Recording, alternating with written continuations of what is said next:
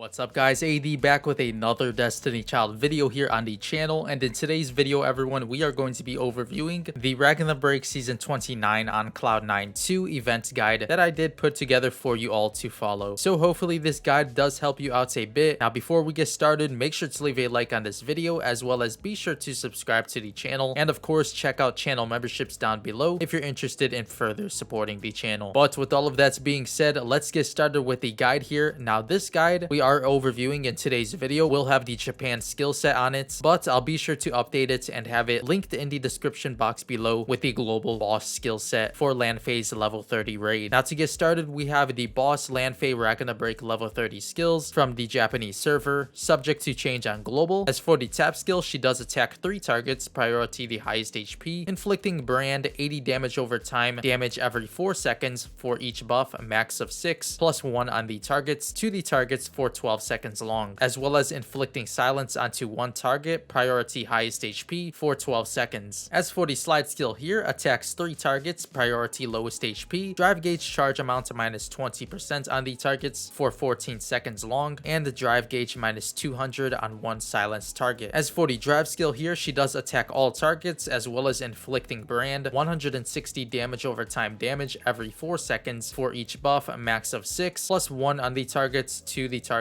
for 16 seconds long. She also does have buff absorb, removes 1 buff from the targets, drive gauge plus 150 to self to the targets. As for the leader buff here, she does have debuff evasion plus 40%, debuff duration minus 60%, all skill defense plus 70% against non-weak point attacks, and a 100% chance to nullify drive gauge charge. So there's the skill set based on the Japanese server. Now I'll be sure to update this guide with the global skills, and it'll be linked in the description box below once again. And of course, there's our boss displayed on the left hand side, being Lan Fei, the dark type debuffer. Moving on to the first row of suggested units everyone, we will start off from the left hand side and go to the far right. So we do have here Salos, the MVP for the raid. She will be pretty necessary for the event, so I do suggest you all to summon for this character. Now if you haven't checked out my analysis video on whether or not you should invest into her and my deep dive into her skill set, I'll be sure to have it linked on the top right hand card of this video screen, and of course in the description box below as well. So we do have Salos here, the MVP, and it's suggested to run this unit on tap, slide, tap, or tap alone if you do happen to have her unignited. Now if you can afford to ignite her to 2 out of 12 to scale her tap skill focus into turn based, then you should definitely run this unit on tap, slide, slide. Now Salos here does happen to have focus, nullify silence, barrier, slide skill damage percentage plus, and awakening. Moving on to the aid category here everyone, it's recommended to run one of these characters. First up we do have Samil, and it's recommended to run her leader skill as most teams will prioritize it, and we do have Newbie Mona here. It's recommended to run Samil on slide only and Newbie Mona on slide tap. As for the crit buffer category, it's recommended to run one of these units. Now first up we do have Salos, as of course she does have focus on her tap skill and awakening on her slide skill, so she will be easily better than Lupin. Now Lupin is still usable on teams with units like Bridal Hilder, so you can definitely use Lupin if you don't happen to pull Salos, or if you are considering running Bridal Hilder. As for Salos, we did mention before, but you should run her on tap or tap, slide, tap if unignited, and if you do happen to ignite her to 2 stars, run her on tap, slide, slide. As for Lupin here, you should run her on slide, tap, tap. Moving on to the weak point category, we do have Light Beam Mona, and it's recommended to run her on slide only. And to end this row off, we do have the double-edged sword / attack plus category, and we do have Saturn here as well as Neptune. It's recommended to run Saturn on slide only and Neptune on slide only. Moving on to the speed / gauge charge as well as cooldown reduction, we do have light type Wodan. It's recommended to run this unit on slide, tap, tap if unignited or low uncap, and if you do happen to have her ignited as well as a higher uncap, I would say within +3 to 6, then definitely run her with additional tap skills in her skill order, such as 1 slide 4 taps or 1 slide 3 taps, whatever works best for you and your team. Moving on here, we do have Catgirl Neemhane. Now Neemhane will be a high priority on most teams, as of course she did receive a skill revision, so she is very strong now for a light type supporter, and it's recommended to run her on slide only. Next here we do have Anemone. It's recommended to run her on slide, tap, tap. Following Anemone we do have Thisbe. It's recommended to run Thisbe on either slide or slide tap. And last but not least here we do have Senga, and it's recommended to run her on slide, tap, tap. Moving on to the survivability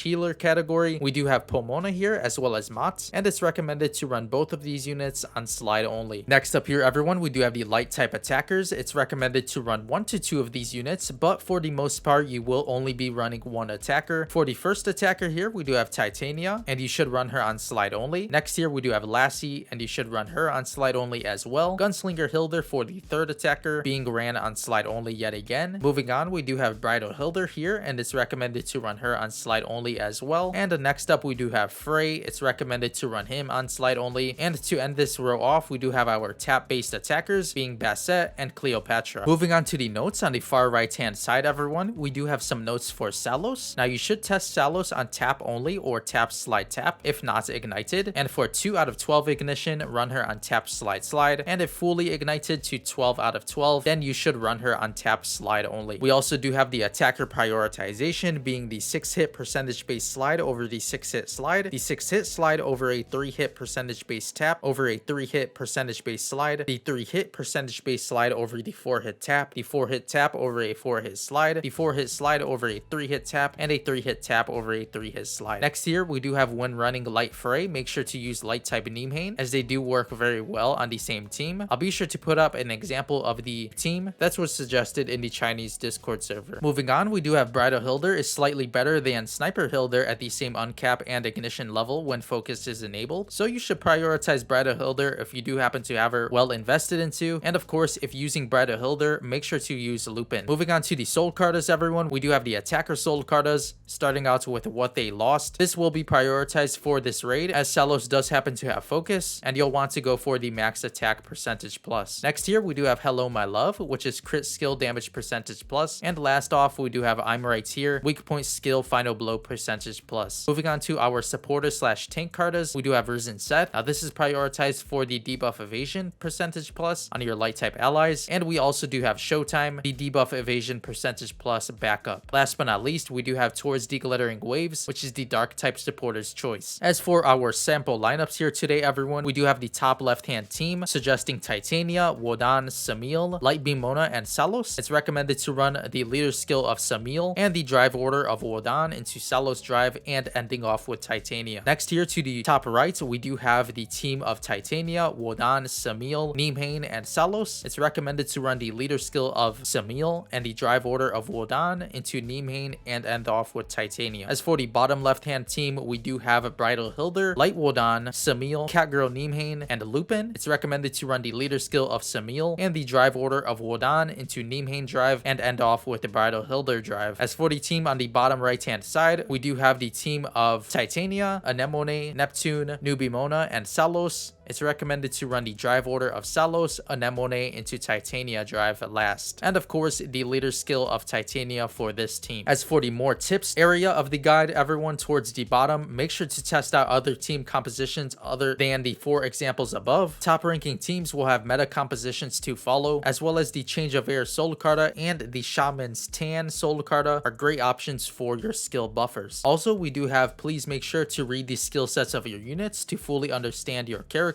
And last but not least, make sure to test out other leader skills that may improve your overall damage, whether they may be Wodan, Light Beam Mona, Titania, or Salos. And of course, last but not least, we do have my socials, so make sure to subscribe to the channel if you haven't yet done so already. And of course, join my Discord server linked in the description box below if you do happen to need help during the raid, as well as feel free to check out my Twitch live stream channel if you're interested in Destiny Child live streams. But that'll pretty much do it for today's Destiny Child guide overview here for the Ragna Break Season 29 on Cloud9 2 events featuring Lan Fei, the Dark type debuffer, as our new Ragna Break boss. So make sure to let me know in the comment section below if this guide was helpful to you at all, and of course make sure to include what type of team you'll be running for the raid. But before you go, everyone, make sure to subscribe to the channel, as well as make sure to leave a like on this video if you did find it helpful, and of course check out channel memberships down below if you're interested in further supporting the channel, as well as the links to my Twitch channel and of course to my Twitter account. But with all of that being said, I'll catch you all in the next Destiny Child video. As always, thank you all so much for watching.